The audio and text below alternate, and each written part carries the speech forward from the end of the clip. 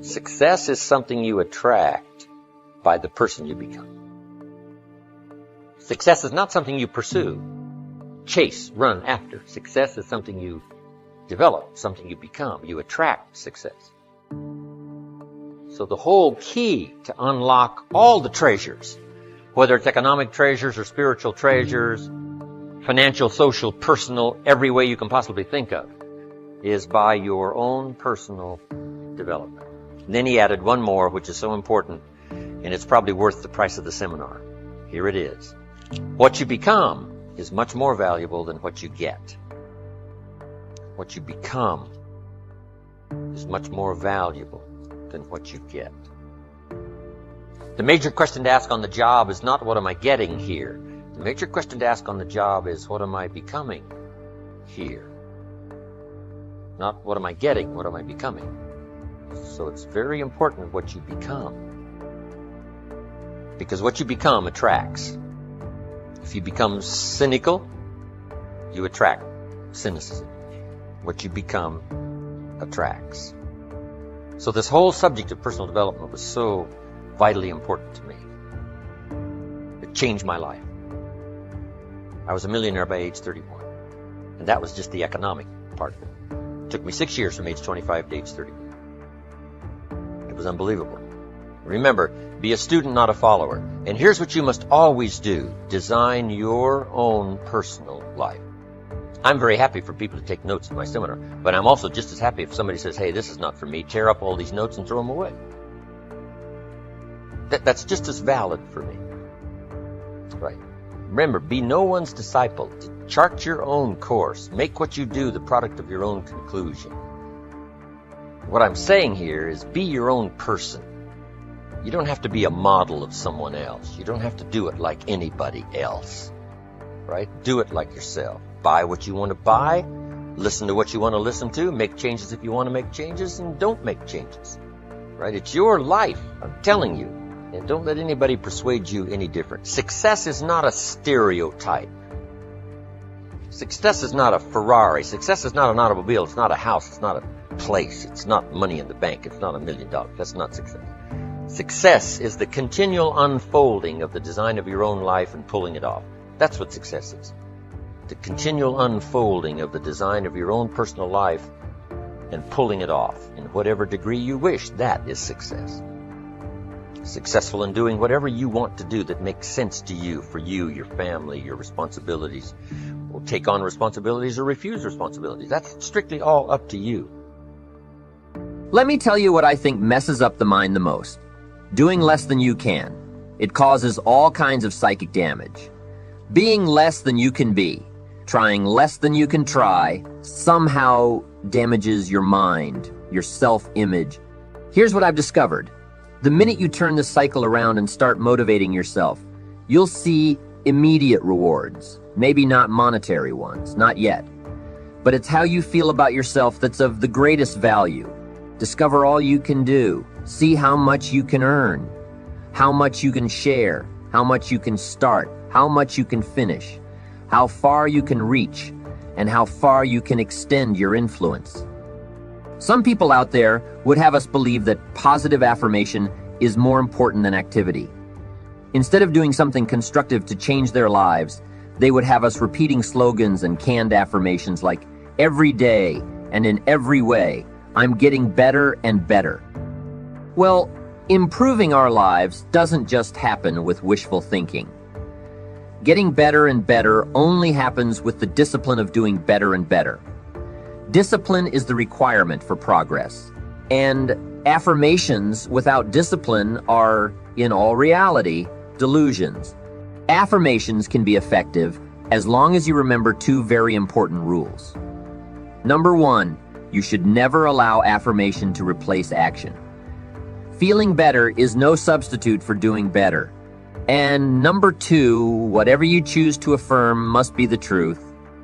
If the truth happens to be that you're broke, the best affirmation would be to simply say, I'm broke. Face it, accept it, be responsible for it, and change it. By admitting that you're broke, by saying it out loud, you'll probably be disgusted enough to start thinking about how to change the situation. Anyone saying, "I'm broke with any conviction," will most likely be motivated to take action. Confronting harsh realities has an incredible effect. Confronting the truth and then disciplining yourself, instead of failing to take responsibility, inevitably leads to positive change. Reality is always the best beginning. You see, within reality lies the possibility to create your own personal miracle. And the power of faith starts with reality. If you can bring yourself to state the truth about a situation, then, as the saying goes, the truth will set you free. Here's another old saying: faith isn't faith unless it's all you're holding on to. If your life and your circumstances have resulted in a situation that is ugly, call it ugly. If you've lost it all, admit that you've lost it all. Be responsible for it. And if faith is all you've got left, use it. Create your own personal miracle. Once you understand and accept the truth, the promise of the future is freed from the shackles of deception. Once you accept the truth, the promise of the future will pull you forward. For every disciplined effort, there are multiple rewards. That's one of life's great arrangements. In fact, it's an extension of that biblical law that says that if you sow well, you will reap well. Here's a unique part of the law of sowing and reaping. Not only does it suggest that we'll all reap what we've sown, it also suggests that we'll reap much more. Life is full of laws that both govern and explain behaviors, but this may well be the major law we need to understand. For every disciplined effort, there are multiple rewards. What a concept! If you render unique service, your reward will be multiplied. If you're fair and honest and patient with others, your reward will be multiplied.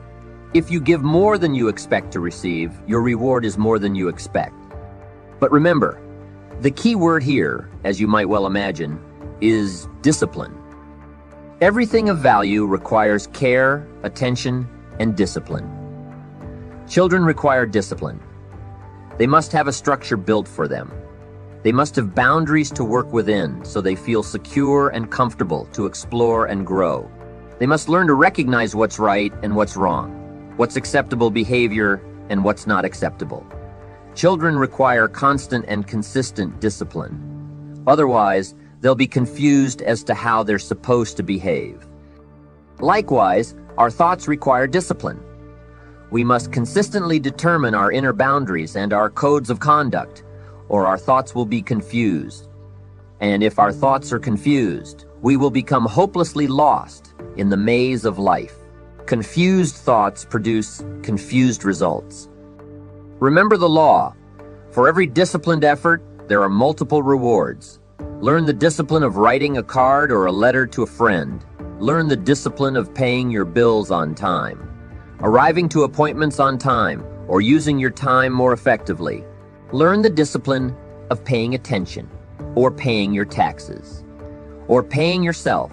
Learn the discipline of having regular meetings with your associates, or your spouse, or your child, or your parent. Learn the discipline of learning all you can learn, of teaching all you can teach, of reading all you can read. For each discipline, multiple rewards. For each book, new knowledge. For each success, new ambition. For each challenge, new understanding. For each failure, new determination. Life is like that. Even the bad experiences of life provide their own special contribution. But a word of caution here for those who neglect the need for care and attention to life's disciplines. Everything has its price. Everything affects everything else. Neglect discipline, and there will be a price to pay. All things of value can be taken for granted with the passing of time. That's what we call the law of familiarity. Without the discipline of paying constant daily attention, we take things for granted. Be serious. Life's not a practice session. If you're often inclined to toss your clothes onto the chair rather than hang them in the closet, be careful. It could suggest a lack of discipline. And remember, a lack of discipline in the small areas of life can cost you heavily in the more important areas of life. You cannot clean up your company until you learn the discipline of cleaning your own garage. You cannot be impatient with your children and be patient with your distributors or your employees. You cannot inspire others to sell more when that goal is inconsistent with your own conduct. You cannot admonish others to read good books when you don't have a library card. Think about your life at this moment. What areas need attention right now? Perhaps you've had a disagreement with someone you love or someone who loves you, and your anger won't allow you to speak to that person. Wouldn't this be an ideal time to examine your need for a new discipline? Perhaps you're on the brink of giving up, or starting over, or starting out. And the only missing ingredient to your incredible success story in the future is a new and self-imposed discipline that will make you try harder and work more intensely than you ever thought you could. The most valuable form of discipline is the one that you impose upon yourself. Don't wait for things to deteriorate so drastically that someone else must impose discipline into your life. Wouldn't that be tragic? How could you possibly explain the fact that someone else thought more of you than you thought of yourself, that they forced you to get up early and get out into the marketplace when you could have been content to let success go to someone else who cared more about themselves? Your life, my life, the life of each one of us is going to serve as either a warning or an example. A warning of the consequences of neglect, self-pity, lack of direction and ambition. Or an example of talent put to use, of discipline self-imposed and of objectives clearly perceived and intensely pursued. Engaging in genuine discipline requires that you develop the ability to take action. You don't need to be hasty if it isn't required, but you don't want to lose much time. Let's say you would like to build your library. If that is a strong desire for you, what you've got to do is get the first book, then get the second book. Take action as soon as possible, before the feeling passes and before the idea dims. If you don't, here's what happens. You fall prey to the law of diminishing intent. We intend to take action when the idea strikes us. We intend to do something when the emotion is high. But if we don't translate that intention into action fairly soon, the urgency starts to diminish. And a month from now, the passion is cold. A year from now, it can't be found. So, take action.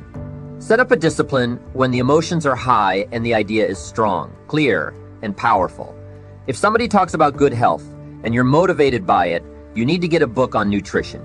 Get the book before the idea passes, before the emotion gets cold. Begin the process. Fall on the floor and do some push-ups. You've got to take action.